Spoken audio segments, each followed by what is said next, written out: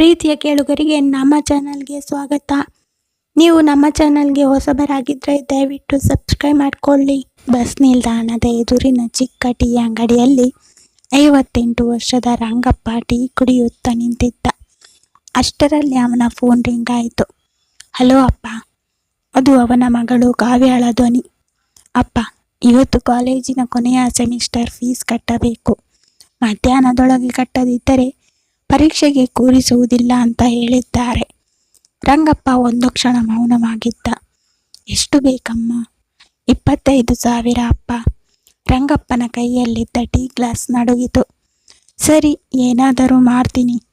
ಅವನು ಫೋನ್ ಇಟ್ಟ. ರಂಗಪ್ಪ ಖಾಸಗಿ ಕಂಪನಿಯಲ್ಲಿ ಸೆಕ್ಯೂರಿಟಿ ಗಾರ್ಡ್ ಆಗಿ ಕೆಲಸ ಮಾಡುತ್ತಿದ್ದ. ತಿಂಗಳ ಸಂಬಳ 18,000.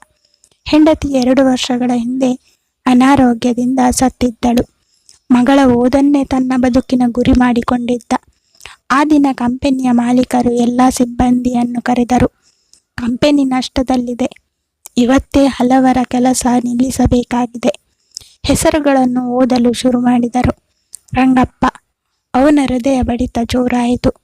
ಇವತ್ತಿನಿಂದ ನಿಮ್ಮ ಸೇವೆ ಬೇಡ. ಅವನ ಕೈಗೆ ಒಂದು ಕವರ್ ಕೊಟ್ಟರು.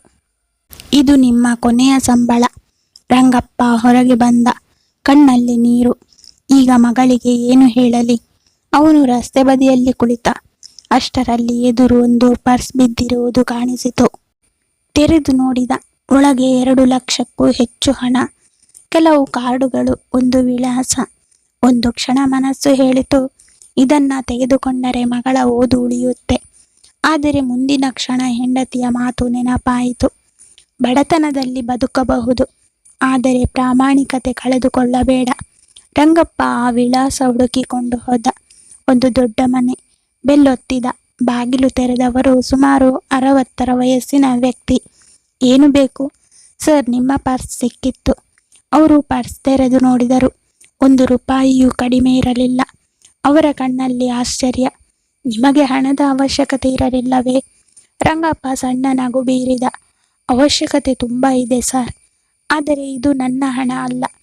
ಆ ವ್ಯಕ್ತಿ ಕೆಲ ಕ್ಷಣ ರಂಗಪ್ಪನನ್ನೇ ನೋಡುತ್ತಾ ನಿಂತರು. ಒಳಗೆ ಬನ್ನಿ. ಅವರು ಚಹಾ ಕೊಟ್ಟರು.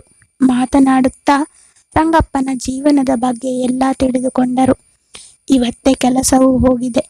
ಮಗಳ ಫೀಸ್ ಕೂಡ ಕಟ್ಟಬೇಕಿದೆ. ಅವರು ಏನೂ ಮಾತನಾಡಲಿಲ್ಲ. ನಿಮ್ಮ ಫೋನ್ ನಂಬರ್ ಕೊಟ್ಟು ಹೋಗಿ. ರಂಗಪ್ಪ ಮನೆಗೆ ಹೋದ. ಅಪ್ಪ, ಫೀಸ್? ಮಗಳು ಕೇಳಿದಳು. ಇನ್ನೊಂದು ದಿನ ಸಮಯ ಕೇಳಮ್ಮ. ಅವನ ಧ್ವನಿ ನಡುಗುತ್ತಿತ್ತು. ಮರುದಿನ ಬೆಳಿಗ್ಗೆ ಒಂದು ಕಾರ್ ಮನೆಯ ಮುಂದೆ ಬಂದು ನಿಂತಿತ್ತು. ನಿನ್ನೆ ಪರ್ಸ್ ಕಳೆದುಕೊಂಡಿದ್ದ ಅದೇ ವ್ಯಕ್ತಿ ಇಳಿದರು. ರಂಗಪ್ಪ, ನಾನು ಒಂದು ಶಿಕ್ಷಣ ಸಂಸ್ಥೆ ನಡೆಸುತ್ತೇನೆ. ನಮ್ಮ ಕಾಲೇಜಿಗೆ ಒಬ್ಬ ಪ್ರಾಮಾಣಿಕ ಆಡಳಿತ ಸಹಾಯಕ ಬೇಕಿತ್ತು. ರಂಗಪ್ಪ ಆಶ್ಚರ್ಯದಿಂದ ನೋಡಿದ. ನಿಮಗೆ ಕೆಲಸ ಕೊಡಲು ಬಂದಿದ್ದೇನೆ. ನನಗ ಸರ್? ಹೌದು. ಸಂಬಳ 35,000. ಜೊತೆಗೆ ನಿಮ್ಮ ಮಗಳ ಸಂಪೂರ್ಣ ಕಾಲೇಜ್ ಫೀಸ್ ನಮ್ಮ ಟ್ರಸ್ಟ್ ಕಟ್ಟುತ್ತದೆ. ರಂಗಪ್ಪನ ಕಣ್ಣಲ್ಲಿ ನೀರು ತುಂಬಿತು. ಸಾರ್, ನಾನು ಏನು ಹೇಳಲಿ? ಆ ವ್ಯಕ್ತಿ ನಗುತ್ತಾ ಹೇಳಿದರು. ನೀವು ನಿನ್ನೆ ಹಣ ಹಿಂದಿರುಗಿಸದೇ ಇದ್ದಿದ್ದರೆ ನಾನು 2 ಲಕ್ಷ ಕಳೆದುಕೊಳ್ಳುತ್ತಿದ್ದೆ. ಆದರೆ ನೀವು ಹಣ ಮಾತ್ರ ಅಲ್ಲ, ಮನುಷ್ಯತ್ವವನ್ನು ಉಳಿಸಿದ್ದೀರಿ.